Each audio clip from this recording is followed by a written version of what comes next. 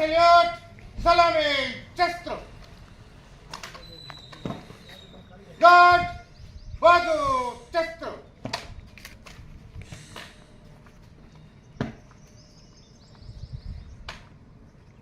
Sriman, God.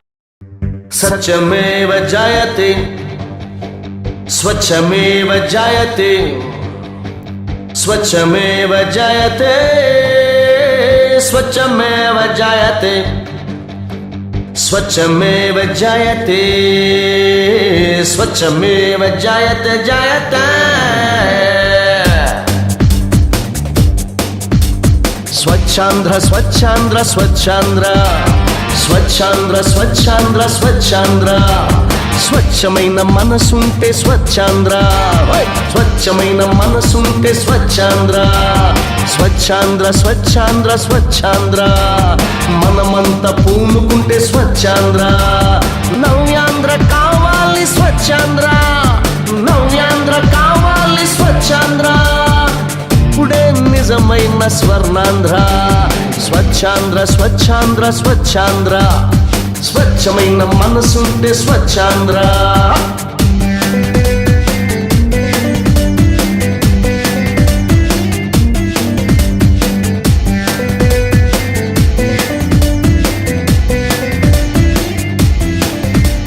సందు సందు ఉండాలి శుభ్రంగా వాడవాడ మారా రాష్ట్ర ప్రభుత్వం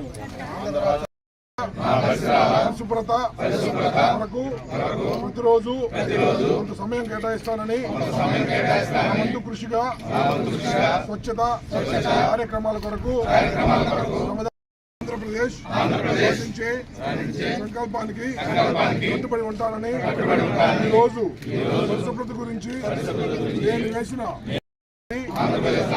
శుభ్రపరచడంలో సహాయం చేస్తుందని నమ్ముతూ ఈ రోజు నుండి నా తోటి వారికి కూడా స్వచ్ఛతపై అవగాహన కల్పించడానికి ప్రయత్నిస్తానని మన ఆంధ్రప్రదేశ్ ను స్వచ్ఛ ఆంధ్రప్రదేశ్ గా తీర్చిదిద్దేటట్లు నా వంతు కృషి చేస్తానని ప్రమాణం చేస్తున్నాను.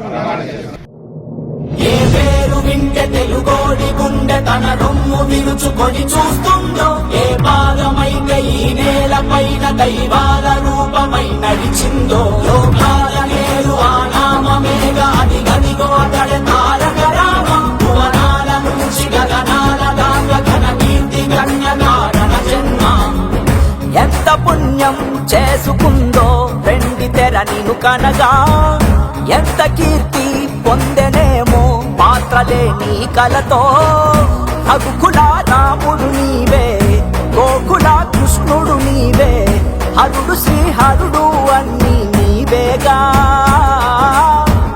సూర్య చంద్రాదుల తేజం విశ్వవిఖ్యాతుని రూపం అన్నిటా తానై నిండిన ఆకాశం ఏ పేరు వింటే తెలుగోడి గుండె తన రొమ్ము విరుచుకొని చూస్తుందో ఏ పాదమైతే ఇంతకుముందు ముఖ్యమంత్రిగా ఉన్నప్పుడు కూడా ఈ రాష్ట్రంలో శుభ్రంగా ఉండాలి అనేటువంటి లక్ష్యంతో స్వచ్ఛాంధ్ర సంకల్పం తీసుకోవడం జరిగింది.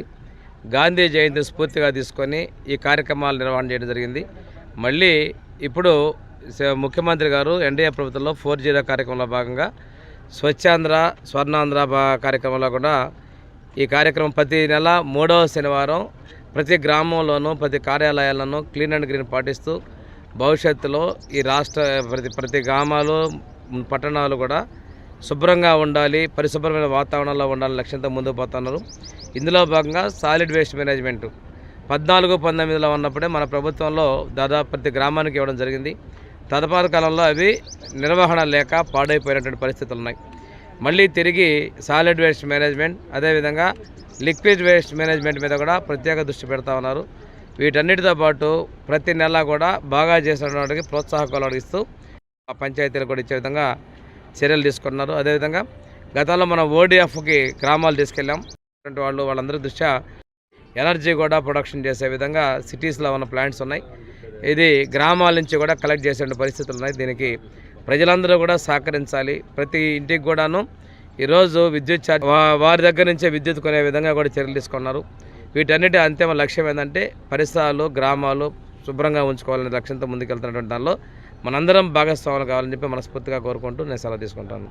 ఆంధ్రుల ఆరాధ్య దైవం, తెలుగు ప్రజల ఆత్మగౌరవాన్ని ప్రపంచ నలుదిశా చాటి చెప్పినటువంటి అన్న ఎన్టీఆర్ గారి యొక్క వర్ధంతి ఈరోజు రాష్ట్ర వ్యాప్తంగా తెలుగు ప్రజలందరూ కూడా విదేశాల్లో కూడా జరుపుకోవడం చాలా సంతోషం.